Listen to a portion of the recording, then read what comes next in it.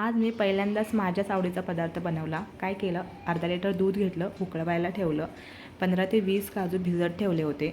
त्यामध्ये 4 ते 5 मोठे चमचे साखर टाकायचं, 2-3 विलायची सोलून टाकायचं आणि आपल्याला लागणारे थोडीशी मिल्क पावडर. मी 10 रुपयाचं पाकीट घेतलं आहे, जास्त नाही. 10 रुपयाचं पाकीट त्यामध्ये पुरेसं होतं.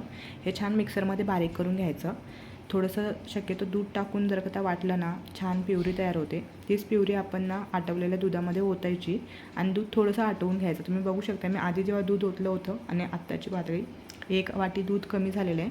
त्यानंतर ही जे आपण प्युरी करून घेतले ते त्यामध्ये ओतायचं आणि 15 ते 20 मिनटं सतत हलवत राहायचं. नंतर हे घट्ट होतं. ती मार्केटमध्ये मिळते ना तशीच कुल्फी आपण घरी बनवू शकतो. थोडा वेळ झाकून ठेवायचं थंड करायला आणि मिक्सरच्या भांड्यामध्ये काढून ना थोडं फिरवून घ्यायचं. त्यामुळे काय होईल, सैलसर बॅटर तयार होईल.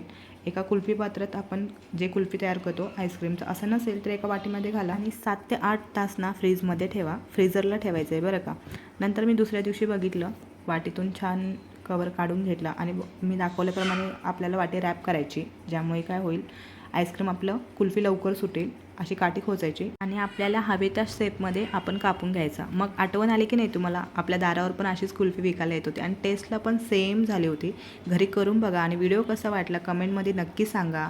आणि अजून पण चॅनलला सबस्क्राईब केलं नसेल तर करा, म्हणजे तुम्हाला पण रोज नवनवीन व्हिडिओ बघायला मिळतील आणि मला पण आनंद होईल. तुम्ही कधी बनवताय कुल्फी? बनवा लवकर, नाही तर पावसाळा सुरू व्हायचा.